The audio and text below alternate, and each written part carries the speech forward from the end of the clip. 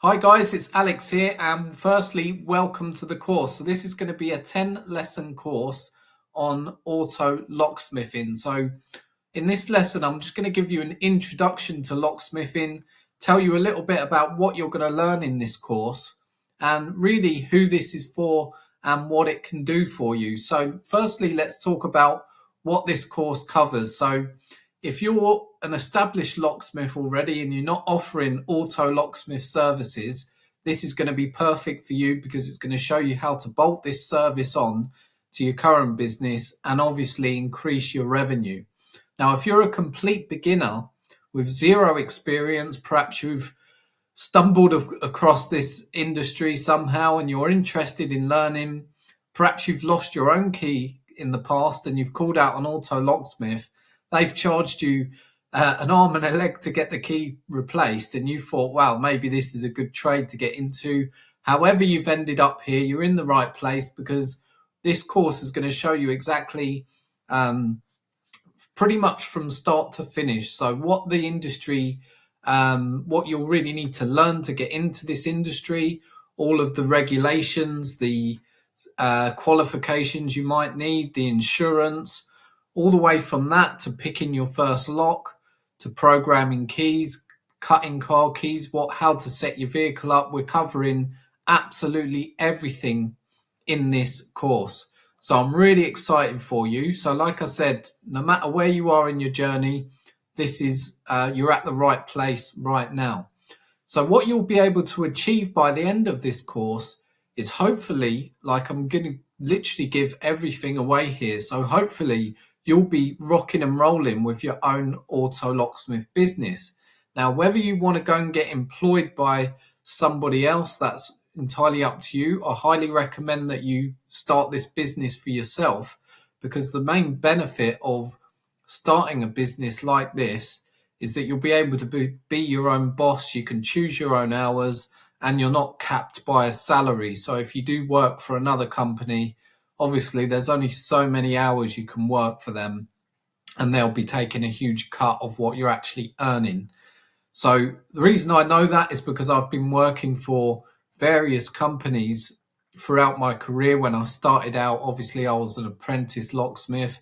Then I went to work for various other companies, and I realized a lot of these companies, when I sort of added up my day-to-day work, like what I was actually earning the company, it was north of £20,000 per month, and I was getting paid like £3,000. So that was £17,000 just going straight to the company, which would have probably paid for their staff, their fancy shop, their fleet of vans, their coffee machine, the accountant, and on and on. So as you can see, working for yourself is a much better way forward. So by the end of this, I hope to have you rocking and rolling with your own business on minimal spend as well. So if you've got a vehicle at the moment, I'm not going to ask you to go out and buy a brand new van. You can get started on a shoestring budget and just build yourself up from there. So let's get into it. So let's firstly just cover what is auto locksmithing. Maybe you're quite familiar about what it is, but you don't know exactly what auto locksmiths do. So in definition, auto locksmithing is the process of working with vehicle locking systems, including key cutting, programming, and emergency entry. So specialists in unlocking cars, cutting and programming keys, and fixing immobilizers. Now, an important thing to think here is our job doesn't really involve taking locks apart. So people often think that you're going to have to start changing locks in vehicles. It really doesn't work like that, because if somebody loses a car key, once we program a new key to that vehicle, it locks out the old car key. Now, yes, they could still open the door manually, but they won't be able to drive off because that key is now redundant. You've now programmed a new key into the vehicle, which is written over the old key. So we never really get our hands dirty in this business because we're just literally pushing buttons. We don't start stripping locks down and taking ignitions out. Of course, there are locksmiths that do that, That's not the business model that I'm going to be teaching you in this course, because I really want you to realize that really, you're not there to repair. We're not repairing anything. I mean, occasionally you might repair a remote fob or whatever. You'll put a new battery in it, or you'll just replace the key, which is a better option. But we're not stripping door panels down. We're not taking immobilizers out at this stage. We're just really picking the lock and plugging our programmer in. So I want you to keep that in mind when you're starting out, that we definitely don't want to start taking vehicles apart. Number one, it's quite a scary thing to do if you're brand new to this industry.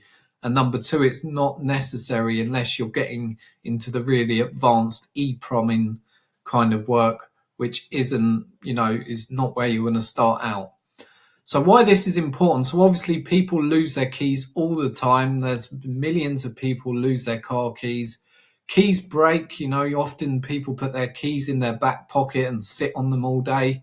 And, the transponders fail. They sometimes drop out of the key and vehicles get locked out. So there is always a high demand for professional auto locksmiths. So let's take a real world example. A customer loses their only key to their vehicle. Now, without a locksmith, replacing it at a dealership could cost 3 times more and take days. The reason for that is because if a customer loses their car key, and they call their dealership's going to ask them to tow their vehicle to their garage, where they'll then have to leave the car for several days. The dealership will probably charge them an arm and a leg. Then obviously they've got the tow fees involved, and they're going to be out of action for 3 or 4 days. So then they might have to hire another car. Let's say they've got a work van, they're an electrician. Now their electrician van is locked up in the dealership's garage and they can't use it. They've got all their tools and equipment in there. So they're literally going to lose a fortune just by losing their car key.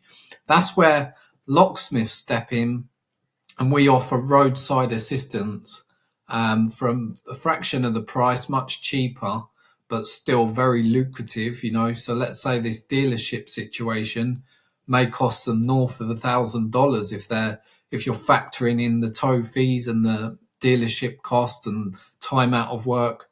It could end up costing them a lot of money, plus the stress and inconvenience of that whole procedure. Whereas we can step in, and even if we charge $350, it's still a bargain to the customer, because we are, we're responding quickly.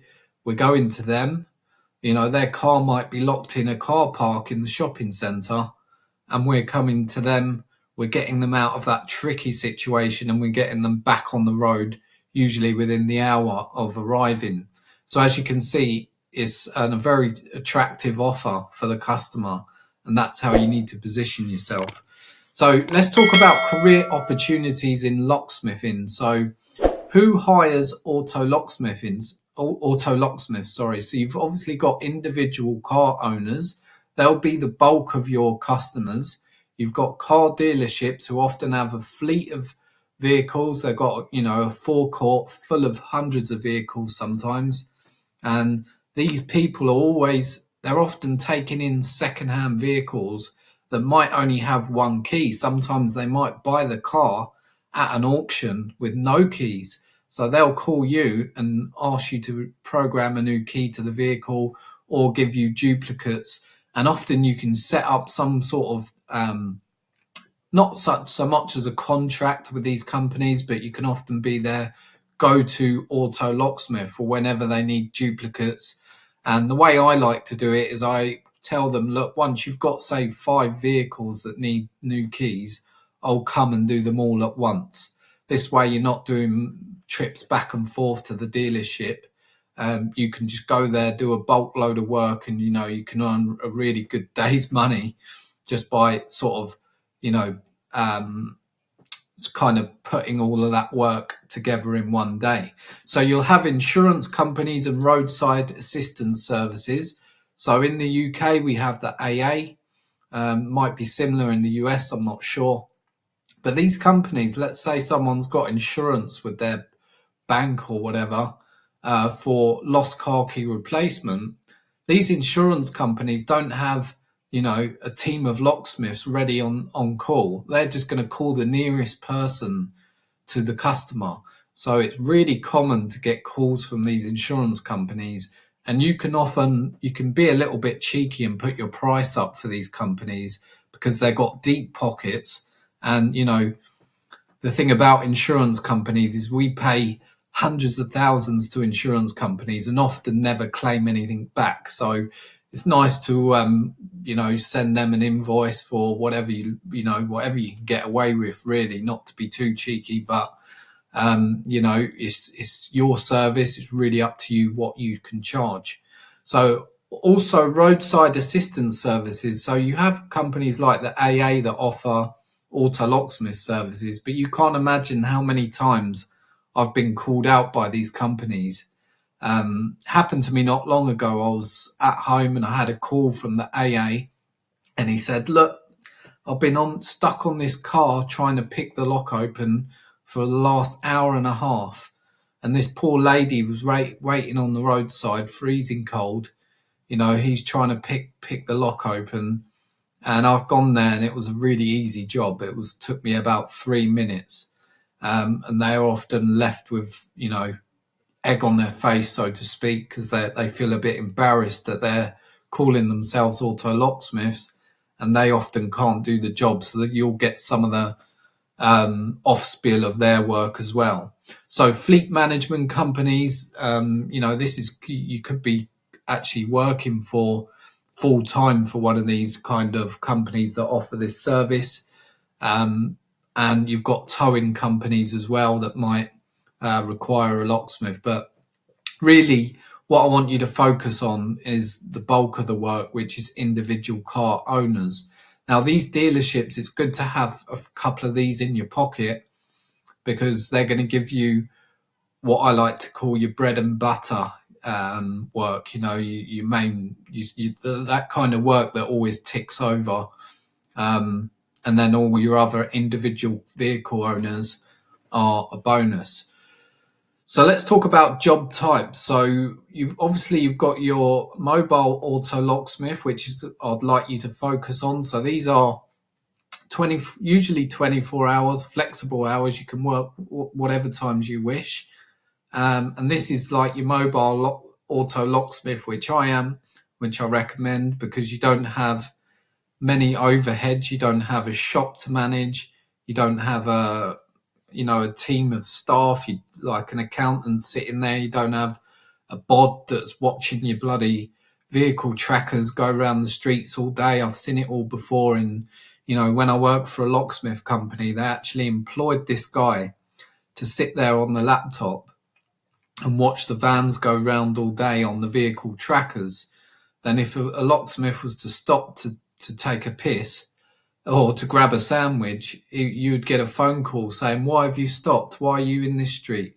And I used to get really annoyed with that, because they're literally paying someone just as much as me to sit there drinking tea all day, and you're effectively paying their wages. So bit of a tangent there, but really you want to be as lean as possible. So just working from the back of your vehicle, mobile phone or website, keep it lean, and that's how you want to go. So obviously there's a dealership locksmith.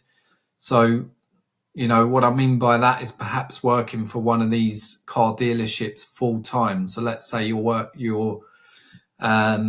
let's say BMW hire you full time to do their car keys, something like that. A fleet service locksmith, so this is where you will actually be contracted to manage keys for a company. And then you've got a specialized locksmith that really specialize in high-end luxury vehicles. This is going to involve more EPROMing, which is literally soldering chips on and off of ECUs and so on, which is not really beginner friendly. I wouldn't recommend it unless you're, one of these people that just love technology, and you're perhaps already inclined with computer programming, you've built computers before, things like that, this could be good for you. But really what we want to focus on here is the mobile auto locksmith. So your potential earnings for that is $1,000 per day. That's easily done with just 3 jobs, lost car key jobs. I'm going to get into more of the actual job types as we go on in this course. And don't worry, we are going to go into the practical side of this, the picking, the programming and so on. But yeah, like I said, so just think about where you sit here. You could actually try and get full-time employment with a company, but really, you know, what my business model is working for yourself.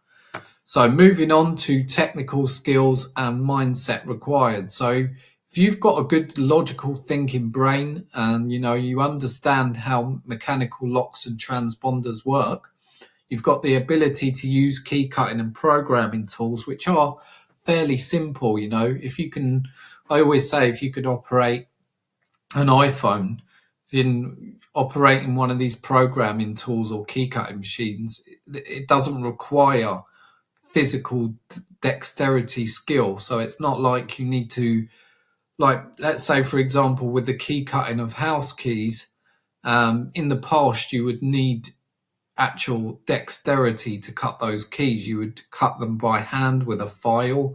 You would file out the warding on these keys.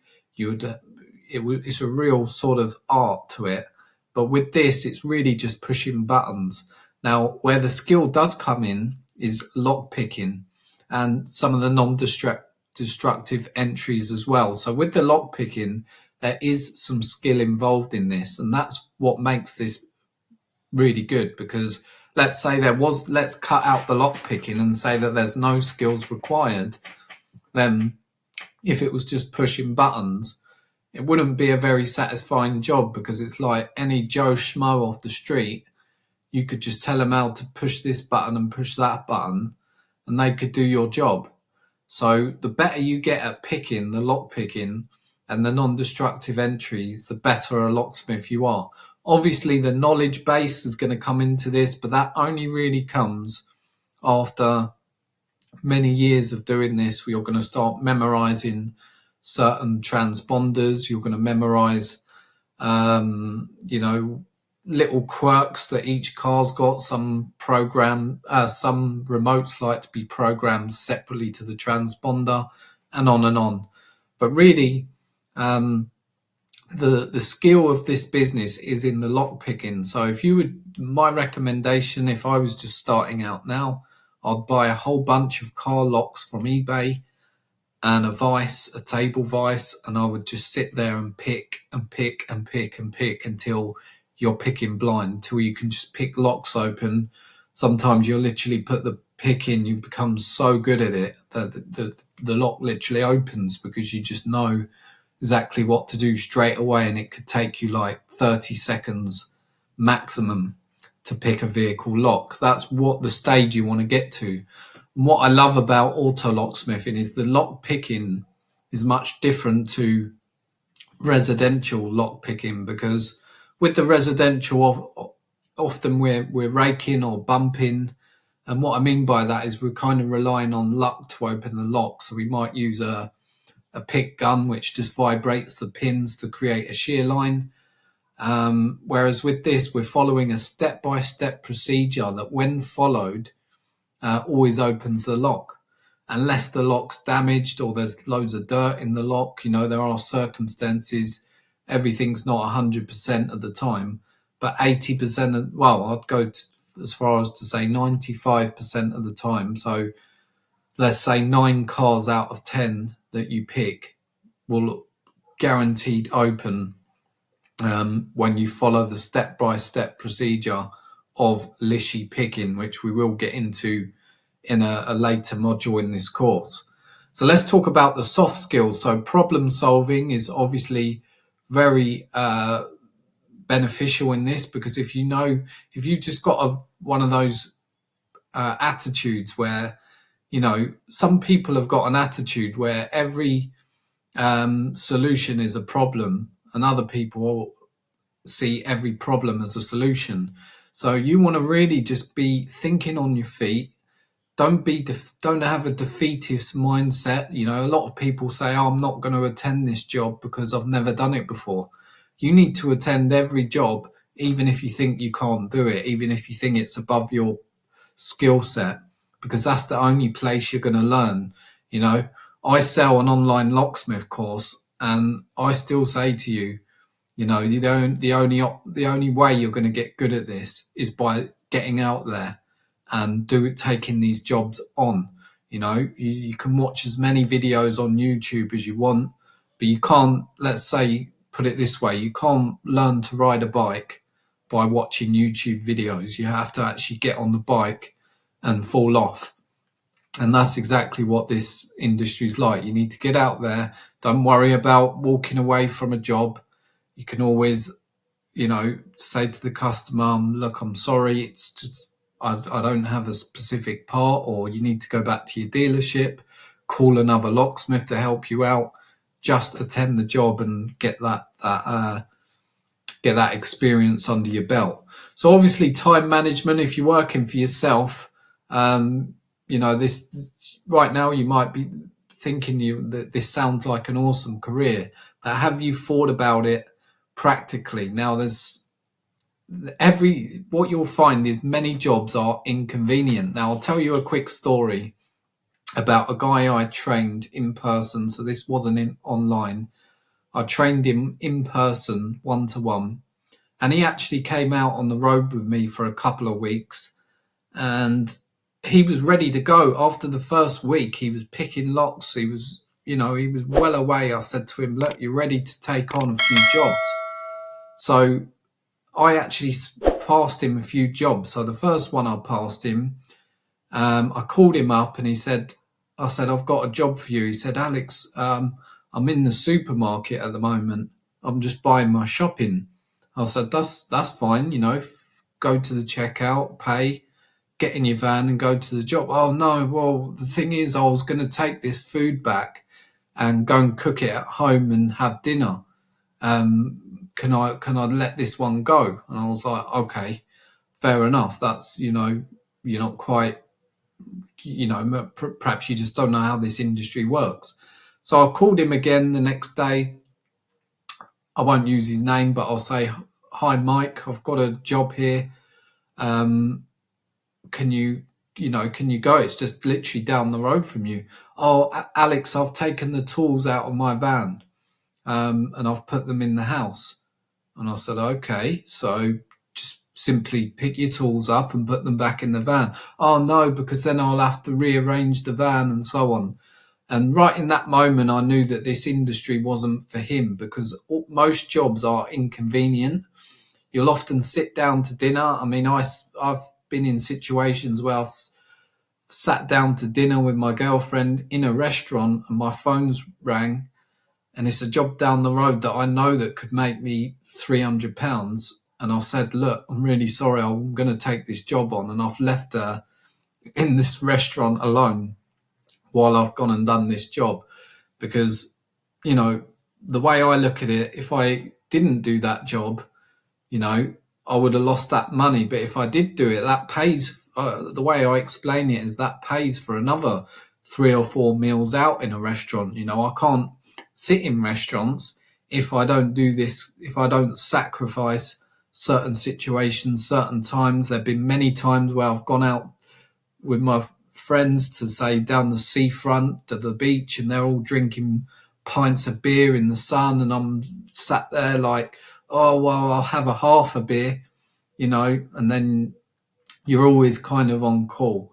So you really need to think about if this job is for you, because no job really is convenient. It's not like you're going to say, all right, I'll schedule in a couple of jobs here and there, because you often can't schedule these jobs in. They are urgent. So I've gone on a bit of a tangent again with that, but I wanted to sort of make it clear, if you are brand new to the industry, you really do need to think about this practically. Is this for you? If you've got kids that you're looking after, is it practical to put them in the van every time you get a job? there's so many things to think about. You might get calls in the middle of the night. Would that disturb your partner? This really is more of a lifestyle business where you're constantly on call and your brain's never going to switch off for this. So mindset for success, you do need patience. So not every lock is easy to open. I often, I'll come across a lock. I'll go, oh, I know exactly what this is. This is going to be a piece of piss to open this. And I'll start, for whatever reason, it won't open. Usually when it won't open is when you've got a crowd of people looking over you. It's raining, all the worst situations you can imagine. That's when the locks don't open. Or the worst one is when not so long ago, a friend actually got locked out of mine, locked out of their car, a friend of mine. And I've gone there, and for whatever reason, the lock was so stubborn, it wouldn't open. And they were like, oh, you're not very good at this, are you? Giving it the banter, which is just always the way. It's sod's law. Things don't work out when you think they should, or when the worst case scenarios. So attention to detail. So really, the people that do have an attention to detail in this industry tend to really excel the others, because let's say you're very heavy-handed when you're lishy picking. If you can't really gauge the pressure of your hands, you can actually not only damage the lock pick, but you could damage the lock. You could snap a lock pick off in the lock. You could scratch a car. So let's say you're working on a brand new car trying to pick it, and you slip and scratch the car. You need to think about that. So you really do need to sort of have a clear mind when you're doing this, and if you do get frustrated, you need to step back, take a breather, and come back to the job. You don't work yourself up in a frenzy to get stressed out, because the more stressed you get, the less effective you'll be in this job, because you won't be thinking straight, plus your hands will be tense. So that will that will lower your skill level. Your dexterity will suffer. So it's always best to take a step back, take a breather, walk around for a minute, and then come back to the job with a clear mind. Willingness to learn. So if you think you know it all, it's probably not going to work out for you, because this industry is always evolving. You need to really, this isn't like, okay, new cars are coming out all the time. So once you've learned something, the next week something else is going to come out. We've got AI coming out now. Who knows what's going to happen with that? Maybe there's going to be key programmers that do it all by AI. You really need to be able to embrace these changes. You don't want to say, I own a locksmith, a Facebook group with like 15,000 members. It's one of the largest locksmith communities in the world. And I see people on there saying, oh, this industry's dead because of such and such, because of these changes. But it's then you've got another group of locksmiths on there are like, yeah, that's great. That means it's cutting out some of our competition, because they're just going to, quit because they don't have a growth mindset. And then you've got the other category of locksmith, which has an open mind. They embrace change. They embrace technology. And these are the ones that really thrive in the industry. So let's talk a little bit about the types of vehicles and locking systems. So obviously you've got traditional key systems. So these are the actual mechanical locks in the doors. These are the ones we're going to be picking. Transponder keys. So these are chip-based keys that communicate with the car's immobilizer. So really anything over past 1995 has a transponder chip in the key, which talks to the vehicle, which allows you to open and start the vehicle. Now, without this, even if you cut a correct key and try and start the car, it will turn the ignition, but it won't actually turn the vehicle on. It won't start the car, because it needs to talk with the immobilizer. This is obviously a security measure that's brought in to stop car theft. So smart key systems. So now Obviously, there's a lot of keyless entry fobs that use radio signals. So with these, we can still program these. It's not a problem. Like I said, you need to embrace the changes that are coming. And there's push to start systems that are fully electronic, and these often require reprogramming. So you wouldn't need to cut the physical bladed key for those. You would just program them. So let's talk about a little bit about the locking mechanism. So wafer locks, these are found in most vehicles, and they're relatively easy to pick. There's a list you pick for just about every lock that exists for cars. And like I said, if you follow the step-by-step procedure, these locks will open. So electronic locks, so these require programming instead of physical picking. So let's take a real-world example. A customer's car won't start because suddenly their transponder key stopped working. A locksmith can program a new key in minutes, and instead of them towing their vehicle to the dealer like we talked about earlier, so you're basically a problem solver.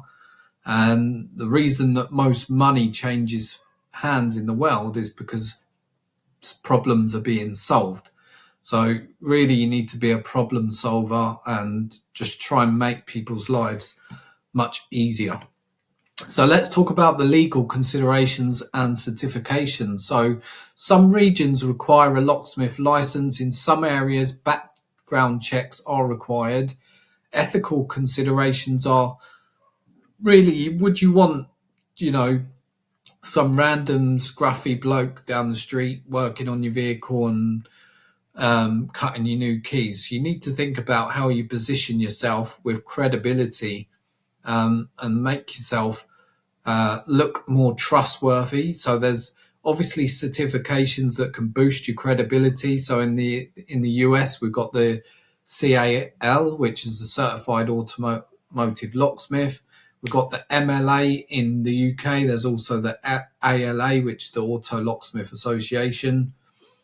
And then you've obviously got the local trade organisations and training schools. It really does depend on where you are in the world, what the specific requirements are in your country. So in the UK right now, you don't need a license, but these kind of certifications, they help, but not to the extent what most people think. So this holds a lot of people back because they think, I don't have these certificates or this qualification to go out and start doing this, when really they're in the UK, for example, you don't need that. I know it's good to have public liability insurance, but just think about really, if this is required in your country, in your state, wherever you are, then do what you have to do to get that license, to get that qualification. And also, this is going to help you further down the line when you start to advertise, because for example, a lot of states in the US now, to advertise on Google, you actually do need some sort of license or certification to get your Google Ads account approved. And also, you can essentially charge higher prices if you've got that certification. Some people might perceive it as higher value. So your next step for today, we're just closing up lesson 1 now. So your next step is to research locksmith regulations in your country. So do you need a license, or their background checks? So in the UK, we have the CRB check, which is the criminal record background, I believe, something like that, which is basically to see if you've got a criminal history. So if you've got felonies or charges on your record, then obviously this is not a good career for you, because you're really dealing with people's safety and security here. So do check what's required in your specific country and state or city, whatever. And are there any laws about programming keys? So the reason this matters, obviously, is because we want to avoid legal trouble. Clients trust certified locksmiths, and some insurance companies, which we spoke about earlier, only work with certified professionals. So you really need to think about that. This is just a quick little exercise for this lesson. And then in the next lesson, we're going to talk about auto locksmithing, the tools of the trade, so what you need to start. So here's a quick summary for today. So we've talked about how auto locksmithing is a profitable and in-demand skill. You can work independently or for companies. Skills needed, so obviously your technical ability and customer service, and laws and certifications, which vary by country. So do your research. That's your task for this lesson, is to find out exactly what you need. You can use ChatGPT to help you find out exactly what you need. And then, like I said, in the next lesson, we're going to talk about what tools you need to start. Okay, so I'll see you in the next one. If you want the full course to this, by the way, the link is in the description for the free course. So I'll see you then.